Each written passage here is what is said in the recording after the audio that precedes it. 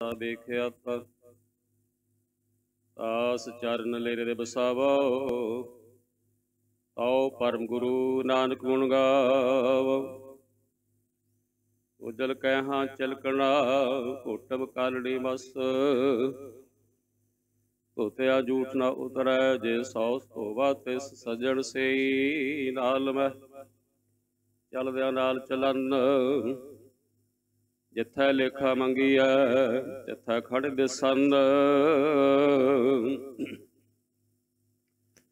ਸਤਨਾਮ ਸ੍ਰੀ ਵਾਹਿਗੁਰੂ ਸਾਹਿਬ ਜੀ। ਸੁਣੀ ਅਰਦਾਸ ਸੁਆਮੀ ਮੇਰਾ ਸਰਬ ਕਲਾ ਬਣ ਆਈ। ਪ੍ਰਗਟ ਭਈ ਸਗਲੇ ਜੁਗ ਅੰਤਰ ਗੁਰ ਨਾਨਕ ਕੀ ਵਡਿਆਈ। ਤਜੋ ਸਿਆਣਪ ਸੁਰਜਨੋ ਸਿਮਰੋ ਹਰ ਹਰ ਰਾਏ।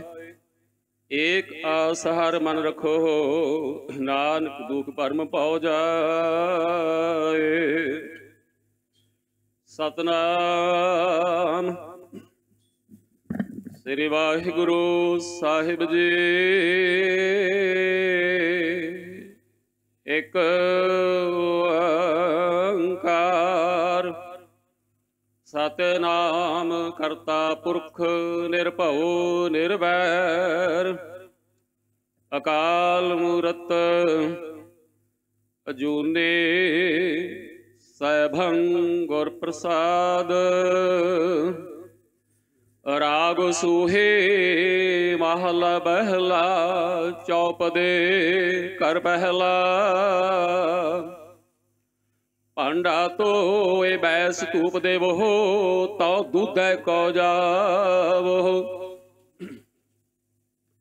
ਦੂਧ ਕਰਮ ਫੁਨ ਸੁਰਤ ਸਮਾਇਣ ਹੋਏ ਨਿਰਾਸ ਜਮਾਵੋ। ਭਾਂਡਾ ਧੋਏ ਬੈਸ ਧੂਪ ਦੇਵੋ ਤਉ ਦੁਧੈ ਕੋ ਜਾਵੋ। ਦੂਧ ਕਰਮ ਫੁਨ ਸੁਰਤ ਸਮਾਇਣ ਹੋਏ ਨਿਰਾਸ ਜਮਾਵੋ। ਜਪ ਹੋਤਾ ਏਕੋ ਨਾਮਾ ਆਵਰ ਨਿਰਾਫਲ ਕਾਮਾ ਰਹਾਉ। ਇਹੋ ਮਨ ਈਟੇ ਹਾਥ ਕਰੋ ਫੁਨ ਨੇਤਰਾਉ ਨੀਂਦ ਨ ਆਵੈ। ਰਸਨਾ ਨਾਮ ਜਪੋ ਤਬ ਮਥੀਐ ਇਨ ਬਿਦ ਅੰਮ੍ਰਿਤ ਆਵੋ।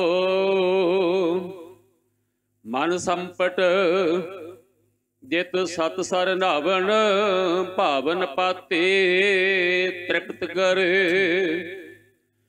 ਪੂਜਾ ਪ੍ਰਾਣ ਸੇਵਕ ਜੇ ਸੇਵੇ ਇਨ ਬਿਦ ਸਾਹਿਬ ਰਵਤ ਰਹੈ।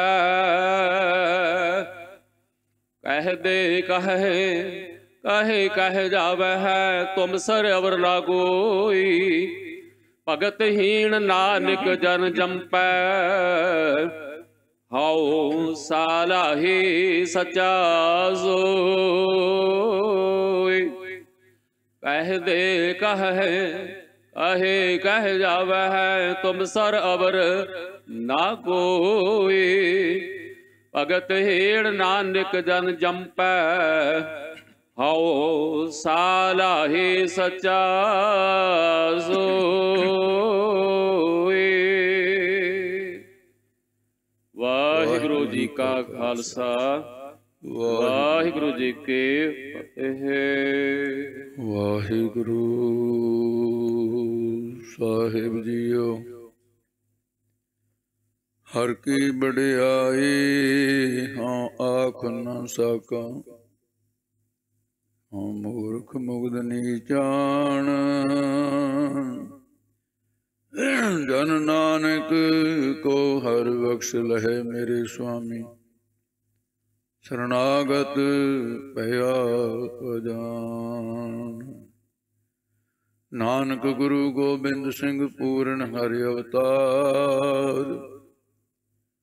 ਜਗਮਗ ਜੋਤ ਵਿਰਾਜਹਿ ਸ੍ਰੀ ਗੁਰੂ ਗ੍ਰੰਥ ਮਝਾਰ। ਬੇਸ ਮਾਰੇ ਅਥਾ ਅਗੰਤ ਅਤੋਲੈ।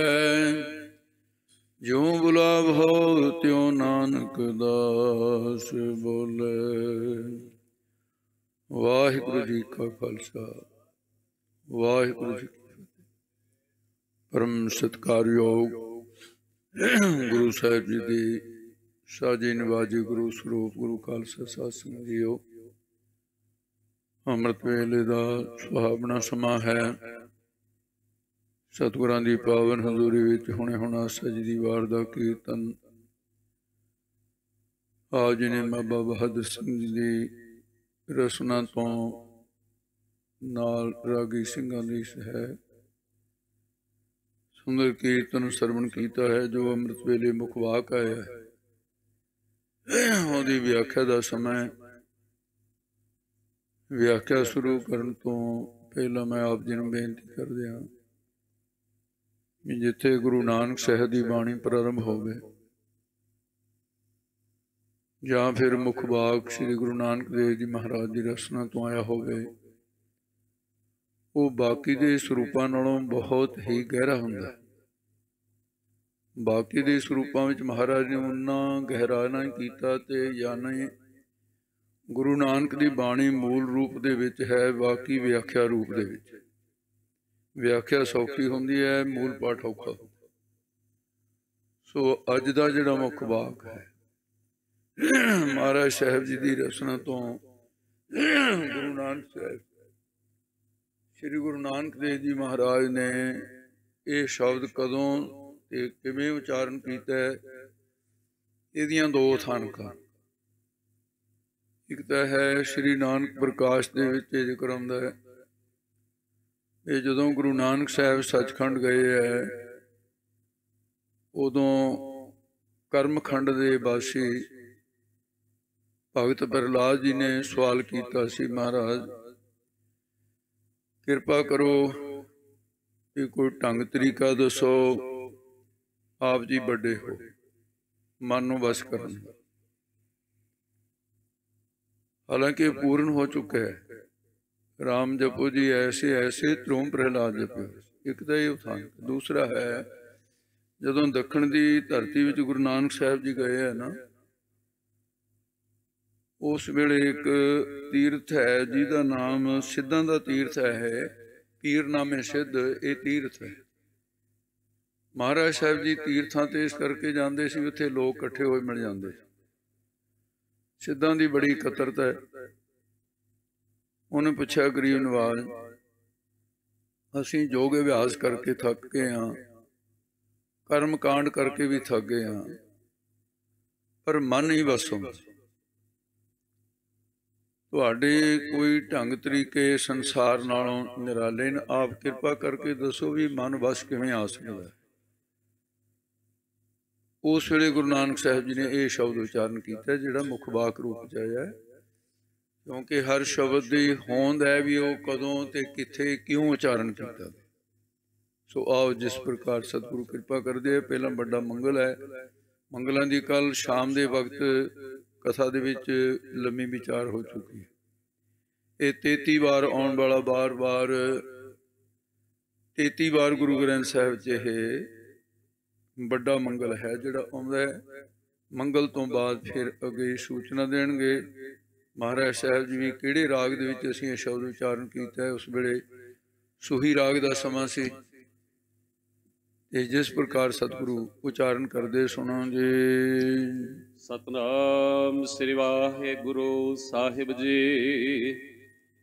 ਇਕ ਓੰਕਾਰ ਸਤਨਾਮ। ਸਤਿਗੁਰੂ ਮਹਾਰਾਜ ਸਾਹਿਬ ਜੀ ਜਿਹੜਾ ਮੰਗਲ ਹੈ ਇਹਦੇ 'ਚ ਇੱਕ ਨਾਮ ਜਿਹੜਾ ਹੈ ਇਹ ਅਦੁੱਤੀ ਦਾ ਹੈ, ਜਿਹਦੇ 'ਚ ਦੂਆਪਣ। ਓੰਕਾਰ ਨਾਮ ਹੈ ਪ੍ਰਕਾਸ਼ ਦਾ, ਜੋ ਸਰਬ ਨੂੰ ਪ੍ਰਕਾਸ਼ ਕਰਨ ਵਾਲਾ ਹੈ।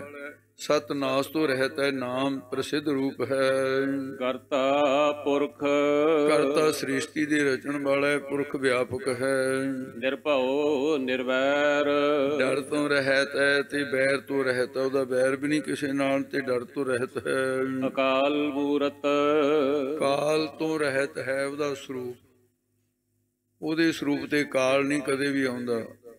ਤੂੰ ਅਕਾਲ ਪੁਰਖ ਨਹੀਂ ਸਿਰ ਕਾਲਾ, ਉਹਦੇ ਸਿਰ ਤੇ ਕਾਲ ਨਹੀਂ, ਬਾਕੀ ਸਭ ਦੇ ਸਿਰ ਤੇ ਕਾਲ ਹੈ। ਅਜੂਨੀ ਅਜੂਨੀ ਜੂਨਾ ਤੋਂ ਰਹਿਤ ਹੈ, ਜੂਨਾ ਵਿੱਚ ਨਹੀਂ ਆਉਂਦਾ ਵਾਹਿਗੁਰੂ। ਸੈਭੰ ਸੈਭੰ ਦਾ ਮਤਲਬ ਹੈ ਵੀ ਸੁਤੇ ਪ੍ਰਕਾਸ਼ ਹੈ, ਤੇ ਉਹ ਪਰਤੇ ਪ੍ਰਕਾਸ਼ ਨਹੀਂ ਹੈ, ਸਵਯੰ ਪ੍ਰਕਾਸ਼ ਰੂਪ ਹੈ। ਗੁਰ ਪ੍ਰਸਾਦ ਉਹਦੀ ਪ੍ਰਾਪਤੀ ਕਿਵੇਂ ਹੁੰਦੀ ਹੈ? ਕਹਿੰਦੇ ਗੁਰਾਂ ਦੀ ਕਿਰਪਾ ਹੋ ਜਾਵੇ। ਪ੍ਰਸਾਦ ਨਾਮ ਕਿਰਪਾ ਦਾ। ਜੇ ਸੱਸੇ ਦੇ ਪੈਰ 'ਚ ਬਿੰਦੀ ਲੱਗ ਜਾਵੇ ਤਾਂ ਫਿਰ ਆ ਕੜਾ ਪ੍ਰਸਾਦ, ਇਹਨੂੰ ਪ੍ਰਸਾਦ ਕਹਿੰਦੇ, ਇਹਨੂੰ ਪ੍ਰਸਾਦ ਨਹੀਂ ਕਹਿੰਦੇ। ਇੰਨਾ ਭੇਦ ਹੈ ਇਹਦਾ। ਪ੍ਰਸਾਦ ਨਾਮ ਕਿਰਪਾ ਦਾ, ਉਹ ਗੁਰਾਂ ਦੀ ਕਿਰਪਾ ਦੁਆਰਾ ਪ੍ਰਾਪਤ ਹੁੰਦਾ ਹੈ। ਰਾਗ ਸੂਹੀ ਮਹੱਲਾ ਪਹਿਲਾ, ਚੌਪ ਦੇ ਘਰ ਪਹਿਲਾ। ਤੇ ਸੂਹੀ ਰਾਗਣੀ ਹੈ, ਮੇਘ ਰਾਗ ਦੀ ਰਾਗਣੀ ਮੰਨੀ ਹੈ ਰਾਗਮਾਲਾ ਵਿੱਚ। ਤੇ ਪਹਿਲਾ ਸਰੂਪ ਗੁਰੂ ਨਾਨਕ ਸਾਹਿਬ ਜੀ ਨੇ ਅਕਾਲ ਪੁਰਖ ਦਾ 10 ਜਾਮੇ ਧਾਰਨ ਕੀਤੇ ਹੈ। ਤੇ 4 ਪਦਿਆਂ ਵਾਲਾ ਸ਼ਬਦ ਹੈ। ਇਹਦੇ 4 ਪਦ, ਜਿਵੇਂ ਜਿਹੜੇ ਸ਼ਬਦ ਦੇ 8 ਪਦ ਹੋਣ ਉਹਨੂੰ ਅਸ਼ਟਪਦੀ ਕਿਹਾ ਜਾਂਦਾ, ਵੀ 8 ਪਦਾਂ ਵਾਲੀ ਬਾਣੀ ਹੈ। ਇਹ 4 ਪਦਿਆਂ ਵਾਲਾ ਰਾਗ ਦੇ ਪਹਿਲੇ ਸੁਰਤਾਲ ਵਿੱਚ ਇਹ ਸ਼ਬਦ ਉਚਾਰਨ ਕੀਤਾ ਹੈ। ਵੈਸੇ ਤਾਂ ਗੁਰਬਾਣੀ ਦੇ ਵਿੱਚ ਅਨੰਤ ਕਿਸਮ ਦੇ ਅਲੰਕਾਰ ਵਰਤੇ ਹੋਏ। ਸਭ ਤੋਂ ਵੱਧ ਵਾਰ ਆਉਣ ਵਾਲਾ ਅਲੰਕਾਰ ਹੈ ਰੂਪਕ ਅਲੰਕਾਰ। ਅਸਲ ਦੇ ਗੁਰੂ ਗ੍ਰੰਥ ਸਾਹਿਬ ਦੀ ਕਥਾ ਕਰਨੀ ਇਸੇ ਕਰਕੇ ਔਖੀ ਹੈ, ਬਾਲੇ ਕੁਝ ਭੇਦ ਨ ਪਾਈ ਇਹਨਾਂ ਵਿੱਚ। ਕਿਹੜੇ ਕਿਹੜੇ ਭੇਦ ਨੂੰ ਖੋਲਿਆ ਜਾਵੇ। ਹੁਣ ਅਲੰਕਾਰ ਹੈ, ਕਲਾ ਅਲੰਕਾਰ ਕਹਿਣ ਦੇ ਨਾਲ ਕਿੰਨੀ ਕੁ ਸਮਝ ਆ ਜਾਊਗੀ। ਅਲੰਕਾਰ ਨਾਮ ਗਹਿਣੇ ਦਾ ਹੁੰਦਾ। ਗਹਿਣੇ ਲੋਕ ਤਾਂ ਪਾਉਂਦੇ ਨੇ ਵੀ ਮੇਰੀ ਸੁੰਦਰਤਾ ਦਾ ਵਾਧਾ ਹੋ ਜਾਵੇ, ਮੈਂ ਸੋਹਣਾ ਲੱਗਾ। ਇਹ ਸੁਹੱਪਣ ਸਮੱਗਰੀ ਦੇ ਵਿੱਚ ਅਲੰਕਾਰ ਗਹਿਣਿਆਂ ਦਾ ਨਾਮ ਹੈ। ਕਾਵ ਰਚਨਾ ਦੇ ਵਿੱਚ ਕਾਵ ਦੇ ਅਲੰਕਾਰ ਹੁੰਦੇ ਨੇ, ਕਾਵ ਨੂੰ ਸੁੰਦਰ ਬਣਾਉਣ ਵਾਸਤੇ। ਵਿਆਖਿਆ ਦੇ ਵਿੱਚ ਅਲੰਕਾਰ ਹੁੰਦਾ ਹੈ, ਵਿਆਖਿਆ ਨੂੰ ਸੁੰਦਰ ਬਣਾਉਣ ਵਾਸਤੇ। ਅਲੰਕਾਰ ਮਿਲ ਥੈਲੀ ਹੋਈ ਹੈ ਤਾਂ ਤੇ ਕਣਕ ਬਖਾਨੀ। ਤੇ ਉੱਥੇ ਸਪਸ਼ਟ ਕੀਤਾ ਵੀ ਅਲੰਕਾਰ ਨਾਮ ਗਹਿਣੇ ਦਾ ਹੈ। ਇਹ ਸਿਧਾਂਤ ਦਾ, ਵਿਆਖਿਆ ਦਾ ਗਹਿਣਾ ਹੈ ਜਿਹੜਾ ਅਲੰਕਾਰ ਹੈ। ਇਹਦੇ 'ਚ ਰੂਪਕ ਅਲੰਕਾਰ। ਰੂਪਕ ਅਲੰਕਾਰ ਦੇ ਵਿੱਚ ਕੀ ਹੁੰਦਾ ਵੀ ਕਿਸੇ ਦਾ ਰੂਪ ਕਿਸੇ ਨੂੰ ਦੱਸਿਆ ਜਾਂਦਾ। ਜਿਵੇਂ ਬੜੀ ਸਿੱਧੀ ਜੀ ਮਿਸਾਲ ਹੈ ਵੀ ਮਾਂ ਆਪਣੇ ਪੁੱਤਰ ਨੂੰ ਚੰਦਰਮਾ ਦਾ ਰੂਪ ਦਿੰਦੀ ਹੈ ਵੀ ਮੇਰਾ ਪੁੱਤ ਚੰਦ ਵਰਗਾ ਹੈ। ਇਹ ਰੂਪਕ ਅਲੰਕਾਰ ਹੈ। ਚੰਦ ਤਾਂ ਆਕਾਸ਼ ਦੇ ਵਿੱਚ ਹੈ, ਪਰ ਉਹਦਾ ਰੂਪ ਦਿੱਤਾ ਹੈ ਉਹਨੂੰ, ਬੱਚੇ ਨੂੰ। ਇਹਨੂੰ ਕਹਿੰਦੇ ਨੇ ਰੂਪਕ ਅਲੰਕਾਰ। ਮਹਾਰਾਜ ਸਾਹਿਬ ਨੇ ਰੂਪਕ ਅਲੰਕਾਰ ਕਿਤੇ ਤਾਂ ਔਰਤ ਦੇ ਉੱਤੇ ਵਰਤਿਆ ਵੀ ਜਿਗਿਆਸੂ ਨੂੰ ਔਰਤ ਰੂਪ ਮੰਨ ਕੇ ਉਪਦੇਸ਼ ਦਿੱਤਾ। ਕਿਤੇ ਕਿਤੇ ਪ੍ਰਕਿਰਤੀ ਦੇ ਵਿੱਚੋਂ ਮਹਾਰਾਜ ਸਾਹਿਬ ਜੀ ਨੇ ਬਹੁਤ ਭਾਵ ਲੈ ਕੇ ਅਲੰਕਾਰ ਬਣਾਇਆ। ਹੁਣ ਇਹ ਦੁੱਧ ਦੇ ਜਮਾਉਣ ਦੇ ਤਰੀਕੇ ਦੇ ਨਾਲ ਉਪਦੇਸ਼ ਦੇਣਗੇ ਮਹਾਰਾਜ ਸਿੱਧਾਂ ਨੂੰ।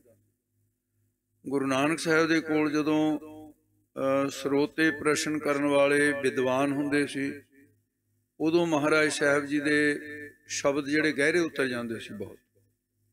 ਜਦੋਂ ਕਿਤੇ ਸਧਾਰਨ ਉਸ ਤਰ੍ਹਾਂ ਹੀ ਕੋਈ ਜਿਗਿਆਸੂ ਕਰਦਾ, ਉਹਦੇ ਬੜੀਆਂ ਸਿੱਧੀਆਂ ਵੀ ਗੱਲਾਂ ਹੁੰਦੀਆਂ। ਹੁਣ ਇਹ ਸਿੱਧਨ ਸਾਰੇ, ਸਧਾਰਨ ਬੰਦਾ ਤਾਂ ਕੋਈ ਬੈਠਾ ਨਹੀਂ, ਤਾਂ ਸਾਧਕ ਨਾ ਜੋਗਾ ਅਭਿਆਸੀ। ਮਹਾਰਾਜ ਨੇ ਫਿਰ ਉਹਨਾਂ ਦੇ ਉਪਦੇਸ਼ ਉਹਨਾਂ ਨੂੰ ਦੇਣ ਵਾਸਤੇ ਕਹਿੰਦੇ ਜਿਹੜਾ ਤੁਸੀਂ ਕਰਮ ਕਾਂਡ ਕਰਦੇ ਹੋ ਇਹਦੇ ਨਾਲ ਵਾਹਿਗੁਰੂ ਦੀ ਪ੍ਰਾਪਤੀ ਨਹੀਂ ਹੋਣੀ। ਜੋਗ ਅਭਿਆਸ ਕਰਮ ਧਰਮ ਕਰਿਆ, ਸਗਲ ਤਿਆਗ ਬਨ ਮੱਧੇ ਫਿਰਿਆ। ਅਨਕ ਪ੍ਰਕਾਰ ਕੀਏ ਬਹੁ ਜਤਨਾ, ਪੁੰਨ ਦਾਨ ਹੋਮੇ ਬਹੁ ਰਤਨਾ। ਸਰੀਰ ਕਟਾਏ ਹੋਮੇ ਕਰਾਤੀ, ਵਰਤ ਨੇਮ ਕਰੇ ਬਹੁ ਪਾਤੀ। ਨਹੀਂ ਤੁਲ ਨਾਮ ਨਾਮ ਵਿਚਾਰ, ਨਾਨਕ ਗੁਰਮੁਖ ਨਾਮ ਜਪਿਆ। ਇਸ ਕਰਕੇ ਮਹਾਰਾਜ ਸਾਹਿਬ ਜੀ ਕਹਿੰਦੇ ਵੀ ਨਾਮ ਸਰੋਮਣ ਹੈ ਸਾਰਿਆਂ ਕਰਨਾ। ਕਿ ਜੀ ਫਿਰ ਉਹ ਨਾਮ ਦਾ ਤਰੀਕਾ ਦੱਸ ਦਿਓ। ਮਹਾਰਾਜ ਕਹਿੰਦੇ ਨਾਮ ਦਾ ਤਰੀਕਾ ਤਾਂ ਦੁੱਧ ਜਮਾਉਣ ਦੇ ਤਰੀਕੇ ਨਾਲ ਹੈ। ਕਹਿੰਦੇ ਜੀ ਦੁੱਧ ਜਮਾਉਣ ਦਾ ਤਰੀਕਾ ਦੱਸ ਦਿਓ ਪਹਿਲਾਂ।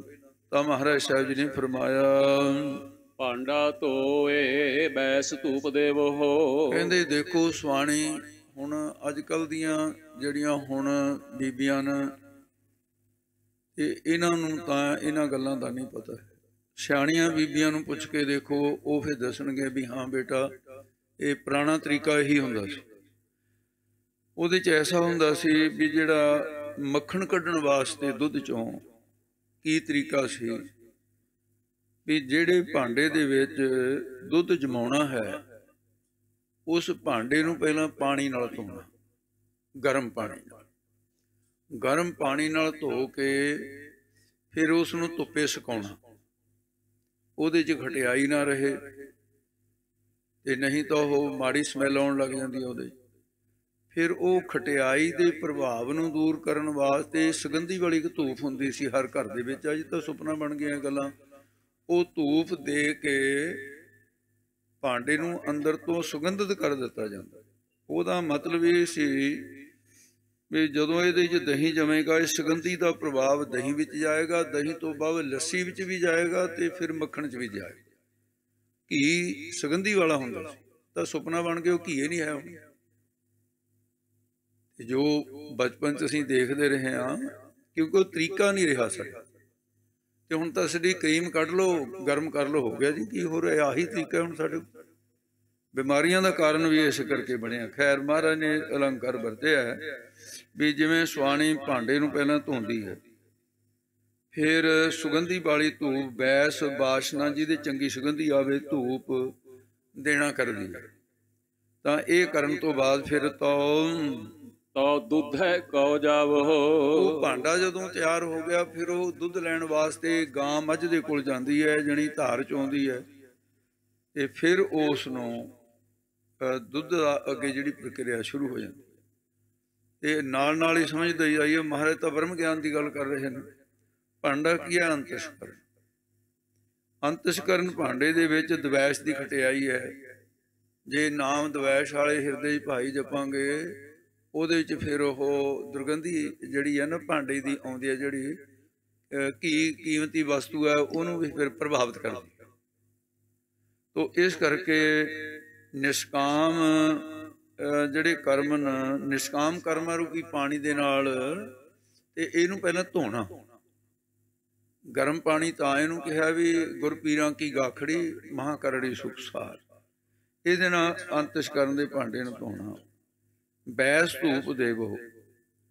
तो फिर साध संगत जी निष्काम कर्मां दे पानी नाल धो के शुभ जिहड़ी करनी करनी है, जप तप दियां, काम क्रोध दियां लकड़ां फूक के, फिर साध संगत जी इस नूं इह तुखा के ना ते चंगी शुभ बाशना जिहड़ी हिरदे च उठणी, इहदी धूप देनी है। फिर तो दुध एक बजा, फिर गुरु के उपदेश रूपी दुध जाने गुरु महाराज को पहला अपना भांडा शुद्ध कर लेना, फिर महाराज नूं कहना, महाराज आ भांडा तो तैयार हो गया, अपना उपदेश रूपी दुध हुण इहदे च तुसीं पा दिओ। ते साडा तां तरीके गलत हो गया। नाम जपण दीयां रस्मां रह गईयां साडे कोल, नाम जपण दे तरीके जिहड़े ने, ना उन्हां दी व्याख्या रह गई साडे कोल, ना उन्हां ते अमल करन वाले रह गए। गल्लां तां दोने खत्म हो गई। तो ये शब्द जिहड़ा कल्ला है, कल्ला ही शब्द 1.5 घंटे की व्याख्या की मंग करता है भी इन्ना समा होवे तां खुल सकता है शब्द। इस करके जिहड़ा टाइम जिन्ना जिहड़ा काम जिन्ने समय च हो सकता उन्ने समय च हो सकता, उदों वध करांगे तो बहुत कुछ छड्ड के होगा ना। तो इस करके ये तरीका दस्सिया है। ये अगे दसदे हन जे दूध कर्म फुन सुरत समायण। जिहड़ा दुध है गुरु दे उपदेश दा, वो फिर सुरत जिहड़ी है श्रेष्ठ रत जिहड़ी प्रीति है पुन पुना ते निष्काम कर्मां दे सास जी पानी नाल धोता होया जिहड़ा भांडा है गुरु दे उपदेश दा दुध है। फिर उहदे च रह गई गल जमाउण दी। सुरत श्रेष्ठ प्रीति द्वारा जमाउणा, जानी उहनूं नाम नूं सुरती दे च स्थित करना कि सुरत नाम दे नाल जुड़ी रहे। ये उसनूं जमैन, जमैन नाम है इत्थे जिहड़ा जाग लाउंदे आ, इस प्रकार ये लाउणा है। होए निराश जमावो, ये जिहड़ा संसार वालों उपराम होना है। हुण तां साडा संसार दे राग नागां दे विच परिवारां दे विच जी लग्या होया, ਤੇ ਜਦੋਂ ਕਿਤੇ ਠੋਕਰ ਵੱਜਦੀ ਹੈ, ਕੋਈ ਪਰਿਵਾਰ ਵੱਲੋਂ ਕੋਈ ਉਨੀਕੀ ਹੁੰਦੀ ਹੈ, ਜਾਂ ਗਵਾਂਢੀ ਵੱਲੋਂ ਹੋ ਗਈ, ਜਾਂ ਰਿਸ਼ਤੇਦਾਰਾਂ ਵੱਲੋਂ ਹੋ ਗਈ ਵੀ ਇਹਨੇ ਮੇਰੇ ਨਾਲ ਐਸਾ ਕਿਉਂ ਕੀਤਾ, ਤਾਂ ਫਿਰ ਉਪਰਾਮ ਹੁੰਦਾ। ਤੇ ਨਾਮ ਜਪਣ ਵਾਲੇ ਹਮੇਸ਼ਾ ਹੀ ਸੰਸਾਰ ਵੱਲੋਂ ਉਪਰਾਮ ਹੋ ਜਾਂਦੇ ਨੇ। ਸੰਸਾਰ ਨਾਸ ਬੰਦ, ਇਹਦੇ ਕੁਛ ਨਹੀਂ। ਇਹ ਜਿਹੜਾ ਨਿਰਾਸ਼ ਹੋਣਾ ਹੈ, ਬਸ ਇਹੀ ਜਾਗ ਲੱਗਣਾ ਇਸ ਨੂੰ, ਇਹ ਜਾਗ ਲਾਉਣਾ ਹੈ। ਜਪ ਹੋਤਾ ਏਕੋ ਨਾਮਾ ਅਵਰ ਨਿਰਾਫਲ ਕਾਮਾ। ਨਹੀਂ, ਅੱਧੀ ਦੀ ਗਿਣ ਜੀ, ਤੁਕੇ ਦੀ ਠੀਕ ਰਹਿ ਜੀ, ਜਿੱਥੇ ਫੁੱਲ ਸਟਾਪ ਹੈ ਨਾ ਬਸ ਉੱਥੇ ਰੁਕਣਾ। ਜਪ ਹੋਤਾ ਏਕੋ ਨਾਮਾ। ਜਪਣ ਯੋਗ ਕੇਵਲ ਇੱਕ ਨਾਮ ਹੈ ਵਾਹਿਗੁਰੂ। ਦੇਵੀ ਦੇਵਤਿਆਂ ਦੇ ਨਾਮ ਜਪਣ ਦਾ ਲਾਭ ਨਹੀਂ। ਇੱਕ ਅਖੰਡ ਸਰੂਪ ਵਾਹਿਗੁਰੂ ਦਾ ਨਾਮ ਜਪਣਾ ਕਰੋ। ਅਵਰ ਨਿਰਾਫਲ ਕਾਮਾ। ਹੋਰ ਜਿਹੜੇ ਕਰਮ ਕਾਂਡ ਆਦਿ ਨੇ ਤੇ ਇਹ ਸਭ ਨਿਸ ਫਲ ਹਨ, ਨਿਰਾਫਲ, ਫਲ ਤੋਂ ਰਹਿਤ ਹਨ, ਬ੍ਰਹਮ ਗਿਆਨ ਰੂਪੀ ਫਲ ਨਹੀਂ ਮਿਲਦਾ। ਇਸ ਕਰਕੇ ਮਹਾਰਾਜ ਕਹਿੰਦੇ ਹੈ ਸਿੱਧੋ, ਨਾਮ ਦਾ ਜਪਣਾ ਹੀ ਸ੍ਰੇਸ਼ਟ ਹੈ। ਰਹਾਉ। ਅੱਗੇ ਸਥਾਈ ਦੇ ਕੇ ਕਹਿੰਦੇ ਹਨ ਜੀ, ਇਹ ਮਨ ਈਟੇ ਹਾਥ ਕਰੋ। ਹੁਣ ਉਹ ਸ਼ਬਦ ਪੁਰਾਣੇ ਵਰਤੇ ਹੋਏ ਨੇ। ਈਟੀ ਕੀ ਹੁੰਦੀ ਸੀ, ਇਹ ਹੁਣ ਦੱਸੇ ਬਿਨਾ ਪਤਾ ਨਹੀਂ ਲੱਗਣਾ ਵੀ ਈਟੀ ਕੀ ਹੁੰਦੀ ਸੀ। ਈਟੀ ਹੁੰਦੀ ਸੀ, ਜਿਵੇਂ ਪੁਰਾਣੇ ਸਮੇਂ ਦੇ ਵਿੱਚ ਇੱਕ ਖੇਡ ਹੁੰਦੀ ਸੀ ਬੱਚਿਆਂ ਦੀ, ਜਿਹਨੂੰ ਗੁੱਲੀ ਡੰਡਾ ਕਹਿੰਦੇ ਸੀ। ਡੰਡਾ ਤਾਂ ਹੁੰਦਾ ਸੀ ਹੱਥਕ ਦਾ, ਜਿਹੜਾ ਉਹ ਜਿਹੜੀ ਗੁੱਲੀ ਹੁੰਦੀ ਸੀ ਉਹਦੇ ਦੋਨੇ ਪਾਸੇ ਨੋਕਦਾਰ ਤਿੱਖੇ ਹੁੰਦੇ ਸੀ, ਵਿਚਾਲੇ ਤੋਂ ਮੋਟੀ ਜਿਹੀ ਹੁੰਦੀ ਸੀ, ਤਾਂ ਕਿ ਡੰਡਾ ਉਹਦੇ ਤੇ ਵੱਜੇ ਤੇ ਉਹ ਖੇਡ ਦੇ ਵਿੱਚ ਰੁਕਾਵਟ ਨਾ ਬਣੇ। ਜਿਹੜੀ ਈਟੀ ਹੁੰਦੀ ਸੀ ਇਸੇ ਦੀ ਸ਼ਕਲ ਦੀ ਹੁੰਦੀ ਸੀ, ਉਹ ਵਿਚਾਲੇ ਤੋਂ ਮੋਟੀ ਹੁੰਦੀ, ਉਹਨੂੰ ਥੋੜਾ ਜਿਹਾ ਮਿਸਤਰੀ ਰਨ ਦੇ ਕੇ ਬਾਢਾ ਪਾਉਂਦਾ ਸੀ। ਉਹ ਬਾਢੇ ਵਾਲੀ ਥਾਂ ਤੇ ਰੱਸੀ ਬੰਨੀ ਜਾਂਦੀ ਸੀ। ਇਹ ਦੋ ਪ੍ਰਕਾਰ ਦੀਆਂ ਈਟੀਆਂ ਹੁੰਦੀਆਂ ਸੀ, ਉਹਨਾਂ ਨੂੰ ਅਸੀਂ ਗੁੱਲੀਆਂ ਹੀ ਕਹਿੰਦੇ ਪੁਰਾਣੇ ਸਮੇਂ। ਉਹ ਦੋਨਾਂ ਹੱਥਾਂ ਦੇ ਵਿੱਚ ਲੈ ਕੇ ਦੁੱਧ ਰਿੜਕਣ ਵਾਲਾ ਬੀਬੀ ਹੈ ਚਾਹੇ ਭਾਈ ਹੈ, ਉਹ ਲੈ ਕੇ ਫਿਰ ਉਹਦੇ ਨਾਲ ਨੇਤਰਾ ਕਸਿਆ ਹੁੰਦਾ ਸੀ। ਨੇਤਰਾ ਕਿਸੇ ਨੂੰ ਕਹਿੰਦੇ ਨੇ ਕਿਉਂਕਿ ਸ਼ਬਦ ਆ ਰਿਹਾ, ਨੇਤਰਾ ਕਹਿੰਦੇ ਜਿਹੜੇ ਮਧਾਣੀ ਨੂੰ ਰੱਸੀ ਪਾਈ ਹੁੰਦੀ ਉਹਨੂੰ ਨੇਤਰਾ ਕਹਿੰਦੇ।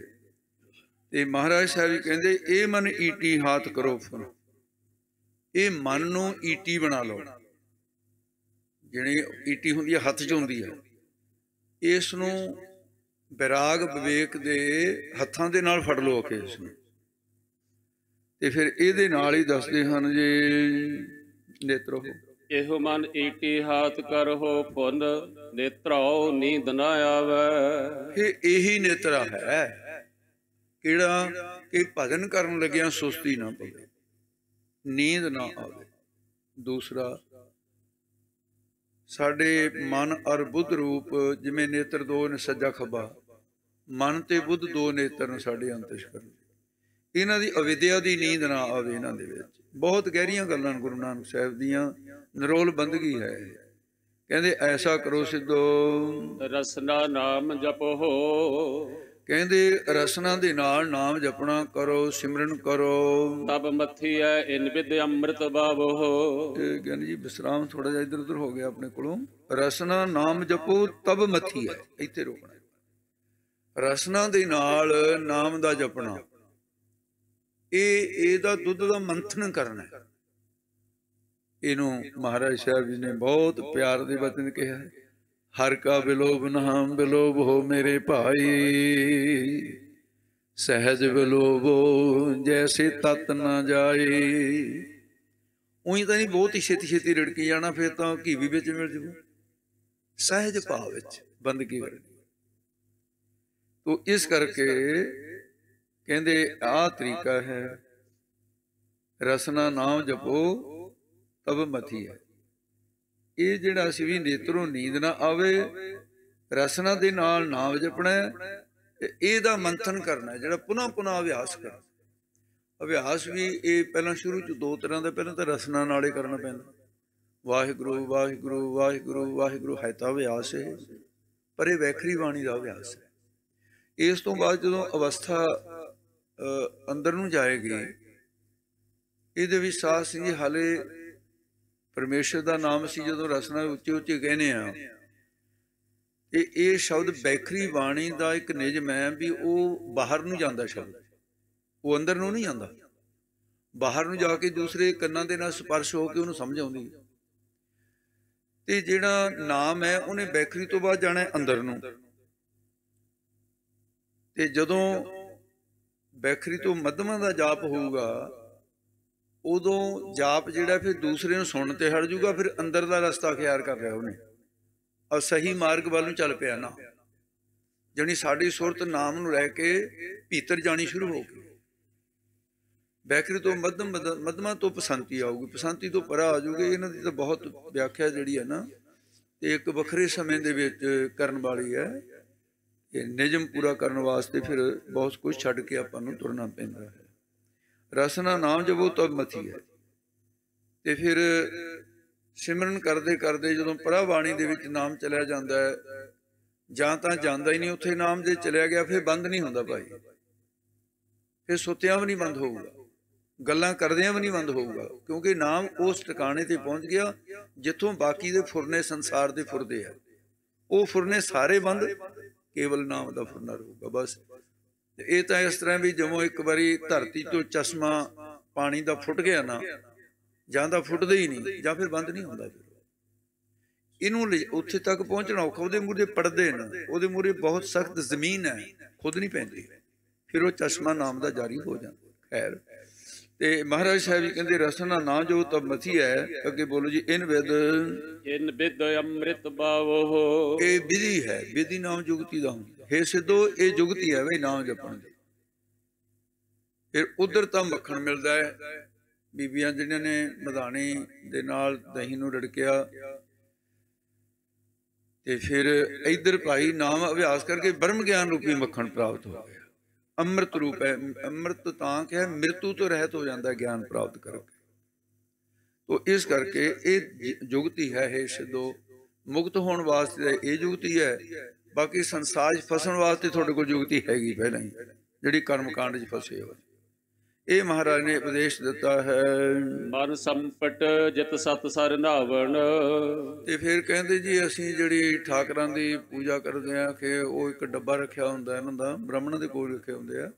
छोटे छोटे ठाकर हुंदे, गंडका नदी च निकलदे ने। उत्थे किते पटना साहिब जाओ, उत्तों सवरणपुर शहर है, उत्थे जाके देख आयो जिथे हाथी ते तंदूरी दा युद्ध होया सी, जिहदी बार बार बाणी च विचार आउंदी।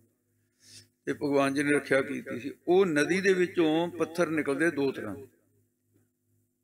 वो पूरे हिंदुस्तान दे ब्राह्मण वो पत्थरां नूं वरदे आ। जे काले रंग दा होवे तां चिट्टी जी धारी हुंदी है। कहंदे कि जी भगवान विष्णु ने जनेऊ पाया होया, ये कल्पना कीती। जे होवे चिट्टे रंग दा तां काले रंग दी धारी हुंदी है, तां भी कहंदे जनेऊ पाया वा। उन्हां दी पूजा हुंदी है मंदिरां च। ਉਹਦੇ ਪਿੱਛੇ भी है भी ये भगवान विष्णु ਨੂੰ पत्थर क्यों ਮੰਨਦੇ है। जलंधरी दैत सी, मरदा नहीं सी भाई। ਉਹਦੇ घर वाली पतिव्रता होने करके ना मरदा नहीं सी। देवतियां ਨੂੰ दुख दिंदा सी। भगवान जी देवतियां दा पक्ष करके कूड़ ਨੂੰ खत्म करके कई बारी गलत ਜਿਹੜੇ क्रिया वो भी करनी पैंदी सी। गलत तरीके नाल भी दुष्टां ਨੂੰ मारना पैंदा सी। हुण ਇਹ तरीका कोई चंगा तां है नहीं। ओले होके तीर मारिया सी रामचंद्र जी ने, करना पैंदा। ते भगवान जी नूं बेनती की उन्होंने भी महाराज की करिए। कहते एक ही उपाय है भी ये पतिव्रता औरत है, इसका सत भंग किया जाए। है तो बेईमाना सी। देवते कहते जी श्राप दे दिओगे, असीं तां कर नहीं सकते। भगवान विष्णु ने ऐसा किया, उहदा रूप धारण करके उहदा सत भंग किया। जद उहनूं पता चलिया भी ये मेरा पति जलंधरी दैत नहीं सी, ये तां विष्णु है मेरे नाल छल कीता। कहंदी जा पत्थर बन। वो कहता कोई नहीं, जे मैं पत्थर बनूं तू तुलसी बन। ये ब्राह्मणों के विच फिर तुलसी ठाकरां ते चढ़ी जाती है। तुलसी साध सिंह जी वो बृंदा राक्षनी का ये श्राप है जिहड़ा, ये भगवान विष्णु ने उन्होंने देता श्राप, उन्हें उन्होंने देता। तुलसी की पूजा इस करके चली आ रही है। उंज दवाइयां च बड़ी काम आउंदी है, ते कई काम राक्ष भी तो ठीक कर लेंदे आ। इस करके उहदे नां ते जलंधर शहर वसिया होया। ते वो जिहड़े ठाकर ने उन्होंने भगवान का रूप मन के फिर जो उन्होंने नला तला के फिर वो धूप दाग करके फिर डब्बे च पा लेंदे। अगले दिन फिर डब्बे चों कढ लेंदे। ते इधर कहंदे किहड़ा डब्बा है। महाराज दुबारे बोल दो जी। मन संपट जित सत सर नावण। मन का जिहड़ा संपट करना, डब्बा ना संपट का एक ढक्कन हुंदा है, एक डब्बे का अपना रूप हुंदा है, उहदे पा के उहनूं संपट कह दिंदे आ, ढक देना, बंद कर देना। मन दे विच नाम नूं पा के संपट कर देना ते गुप्त कर देना। मन संपट जित सत सर नावण। सत संतोख दया धर्म ਆਦਿ ਇਹ ਤੀਰਥਾਂ ਤੇ ਇਸ਼ਨਾਨ ਕਰਨਾ ਹੈ। ਭਾਵਨ ਪਾਤੀ ਤ੍ਰਿਪਤ ਕਰੇ। ਤੇ ਫਿਰ ਭਾਵਨਾ ਜਿਹੜੀ ਪ੍ਰਮਾਤਮਾ ਦੇ ਕਰਨੇ, ਇਹੀ ਤੁਲਸੀ ਦੇ ਪੱਤੇ ਮੰਨੋ ਪੂਜਾ ਕਰਨ ਵਾਸਤੇ ਵਾਹਿਗੁਰੂ ਦੀ, ਇਹ ਪੂਜਾ ਪ੍ਰਵਾਨ ਹੈ। ਉਹ ਬਾਕੀ ਦੇ ਤੁਲਸੀਆਂ ਦੀ ਪੱਤੀ ਦੇ ਉੱਤੇ ਕਿ ਰੱਬ ਨੇ ਤਾਂ ਪੈਦਾ ਕੀਤੀ ਤੁਲਸੀ, ਤੇ ਇਹਦੇ ਨਾਲ ਤਿਰਵਤ ਕਰੇ, ਸੰਤੁਸ਼ਟ ਕਰੇ ਆਪਣੇ ਮਨ ਨੂੰ ਜੀ। ਪੂਜਾ ਪ੍ਰਾਣ ਸੇਵਕ ਜੇ ਸੇਵੇ। ਸੇਵਕ ਸੇਵਾ ਕਰਨ ਵਾਲਾ ਆਪਣੇ ਪ੍ਰਾਣਾਂ ਦੁਆਰਾ ਪੂਜਾ ਕਰੇ। ਪੂਜਾ ਕਰਨੀ ਸੌਖੀ ਹੈ ਕਿਤੇ, ਪ੍ਰਾਣ ਅਰਪਣ ਰੂਪ ਪੂਜਾ ਕਰੇ। ਤੇ ਇਸ ਪ੍ਰਕਾਰ ਫਿਰ ਜੇ ਐਸਾ ਕਰੇ, ਇਨ ਬਿਦ ਸਾਹਿਬ ਰਬਤ ਰਹੈ। ਇਸ ਤਰੀਕੇ ਦੇ ਨਾਲ ਸਾਹਿਬ ਮਾਲਕ ਨੂੰ ਰਬਤ ਉਚਾਰਨ ਕਰਦਾ ਰਹੇ। ਕਹਿੰਦੇ ਕਹੇ ਕਹੇ ਕਹਿ ਜਾਵੇ। ਕਹਿਣ ਵਾਲੇ ਹੋ ਕਰਕੇ ਵੇਦਾਂ ਦੇ ਵਕਤੇ ਕਥਾਵਾਚਕ ਬੜੇ ਬੜੇ ਗੁਣੀ ਗਿਆਨੀ ਉਹ ਕਥਾ ਬਖਤਾ ਬਣ ਕੇ ਕਹਿੰਦੇ ਕਹੇ ਕਹਿ ਜਾਵੇ। ਕਹਿੰਦੇ ਕਹਿੰਦੇ ਸੰਸਾਰ ਤੋਂ ਤੁਰ ਗਏ ਕਿੰਨੀ ਅੱਗੇ ਨੂੰ ਤੁਰ ਰਹੇ ਨੇ। ਪਰ ਹੇ ਵਾਹਿਗੁਰੂ ਤੁਮ ਸਰ ਅਵਰ ਨਾ ਕੋਈ। ਮੈਨੂੰ ਪੂਰੇ ਸੰਸਾਰ ਵਿੱਚ ਹੈ ਨਿਰੰਕਾਰ ਤੇਰੇ ਵਰਗਾ ਮੈਨੂੰ ਕੋਈ ਨਹੀਂ ਦਿਖਿਆ, ਤੂੰ ਸਭ ਤੋਂ ਵੱਡਾ ਹੈ। ਭਗਤ ਹੀਣ ਨਾਨਕ ਜਨ ਜੰਪੈ। ਮੈਂ ਭਾਵੇਂ ਸਿੱਧਾਂ ਦੀ ਦ੍ਰਿਸ਼ਟੀ, ਹੁਣ ਆਪਣੇ ਵੱਲੋਂ ਬੇਨਤੀ ਹੈ ਮਹਾਰਾਜ, ਸਿੱਧਮ ਤਾਂ ਦੇਤਾ ਉਪਦੇਸ਼ ਉੱਪਰਲੀਆਂ ਤੋਂ ਬਾਅਦ, ਹੁਣ ਆਪਣੇ ਵੱਲੋਂ ਕਹਿੰਦੇ ਨੇ ਹੇ ਵਾਹਿਗੁਰੂ ਇਹ ਮੈਨੂੰ ਕਹਿੰਦੇ ਨੇ ਵੀ ਇਸ ਤਰ੍ਹਾਂ ਦਾ ਡੱਬਾ ਬਣਾਓ ਜੀ, ਉਹਦੇ 'ਚ ਅਸੀਂ ਠਾਕਰ ਪਾਏ ਆ। ਮੈਂ ਇਸ ਤਰ੍ਹਾਂ ਦੀ ਭਗਤੀ ਤਾਂ ਨਹੀਂ ਕਰਦਾ ਹਾਂ, ਭਗਤ ਹੀਣ, ਮੈਂ ਇਹਨਾਂ ਵਾਲੀ ਭਗਤੀ ਤੋਂ ਹਾਂ ਹੀਣ ਹੀ, ਏਕਣ ਤਾਂ ਨਹੀਂ ਮੈਂ ਕਰਮ ਕਾਂਡ ਕਰਦਾ। ਭਗਤ ਹੀਣ ਨਾਨਕ ਜਨ ਜੰਪੈ, ਪਰ ਮੈਂ ਤੇਰੇ ਜਾਪ ਨੂੰ ਜਪਣ ਵਾਲਾ ਜ਼ਰੂਰ ਹਾਂ। ਹੇ ਵਾਹਿਗੁਰੂ ਆਓ ਸਾਲਾਹੀ ਸੱਚਾ ਸੋਈ। ਤੂੰ ਹੈ ਸੱਚ ਸਰੂਪ, ਸਾਚਾ ਸਾਹਿਬ ਸਾਚਨਾ ਭਾਖਿਆ ਪਾਓ। ਮੈਂ ਤੇਰੇ ਸੱਚ ਸਰੂਪ ਦਾ ਜਾਪ ਕਰਦਾ, ਇਸ ਕਰਕੇ ਮੈਂ ਤੇਰਾ ਭਗਤ ਜੰਪੇ ਜਾਣਿਆ ਜਾਂਦਾ ਹਾਂ। ਇਸ ਕਰਕੇ ਵਾਹਿਗੁਰੂ ਕਿਰਪਾ ਕਰੋ। ਇਹ ਸੀ ਅੱਜ ਦਾ ਸਾਧ ਸੰਗੀ ਮੁੱਖ ਭਾਗ। ਸਤਿਗੁਰੂ ਮਹਾਰਾਜ ਸਾਹਿਬ ਜੀ ਕਿਰਪਾ ਕਰਨ। ਇਹ ਸਮਾਂ ਹੋ ਗਿਆ ਕਿ ਜੀ? ਹਾਂਜੀ ਹਾਂ, ਤੇ ਉਹ ਫਿਰ ਪਹਿਲਾ ਦਿਨ ਕਰਕੇ ਸਮੇਂ ਦਾ ਭੁਲੇਖਾ ਵੀ ਲੱਗ ਜਾਂਦਾ, ਤਾਂ ਪੁੱਛਿਆ। ਗੁਰੂ ਕਿਰਪਾ ਕਰੇ ਮੈਨੂੰ ਗੁਰੂ ਨਾਨਕ ਸਾਹਿਬ ਜੀ ਵੀ ਖਿਮਾ ਕਰਨ, ਮੇਰੇ ਨਾਲ ਇਹ ਨਾਰਾਜ਼ਗੀ ਨਾ ਪ੍ਰਗਟ ਕਰਨ ਕਿ ਇੰਨੇ ਅਰਥੇ ਦੇ ਹੋਰ ਸੀ ਜਿਹੜੇ ਤੈਂ ਛੱਡ ਦਿੱਤੇ। ਮਹਾਰਾਜ ਸਮੇਂ ਦੀ ਪਾਬੰਦੀ ਕਰਕੇ ਛੱਡਿਆ, ਤੁਸੀਂ ਮੇਰੇ ਤੇ ਕਿਰਪਾ ਕਰਨੀ। ਭਗਤੀ ਦਾ ਰੰਗਿਆ ਹੋਇਆ ਸ਼ਬਦ ਘੰਟਾ ਸਵਾ ਘੰਟੇ ਦੀ ਮੰਗ ਕਰਦਾ ਹੈ, ਇਸ ਕਰਕੇ ਸਮੇਂ ਦੇ ਵਿੱਚ ਰਹਿਣ ਕਰਕੇ ਮੈਂ ਅਰਥ ਛੱਡ ਕੇ ਹੀ ਸੰਖੇਪ ਤੋਂ ਸੰਖੇਪ ਕੇ ਸਮੇਂ ਤੋਂ ਉੱਤੇ ਨਾ ਜਾਇਆ ਜਾਵੇ। ਆਓ ਇੱਥੇ ਸਮਾਪਤੀ। ਭੁੱਲਾਂ ਚੁੱਕਾਂ ਦੀ ਖਿਮਾ ਕਰਨ ਸੋਤੇ ਜਨ ਵੀ ਇੱਥੇ ਸਮਾਪਤੀ। ਹਾਂਜੀ। ਕਹਦੇ ਕਹੇ ਕਹਿ ਜਾਵੇ ਹੈ ਤੁਮ ਸਾਰੇ ਅਵਰ ਨਾ ਕੋਈ।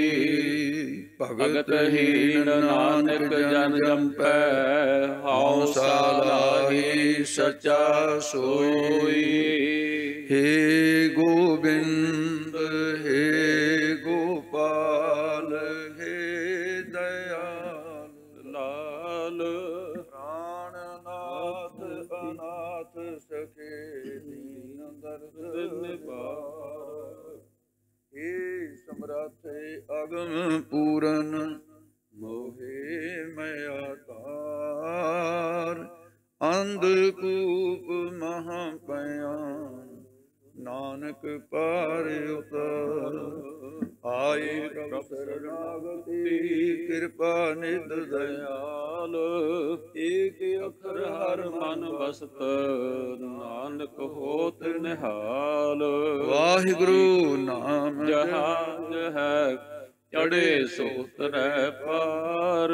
ਜੋ ਸਰਦਾ ਕਰ ਸੇਵਦੇ ਗੁਰ ਪਾਰ ਉਤਾਰਨ ਹਾਰ। ਜੋ ਸਰਦਾ ਕਰ ਸੇਵਦੇ ਪਾਰ ਉਤਾਰਨ ਹਾਰ। ਵਾਹਿਗੁਰੂ ਜੀ ਕਾ ਖਾਲਸਾ ਵਾਹਿਗੁਰੂ ਜੀ।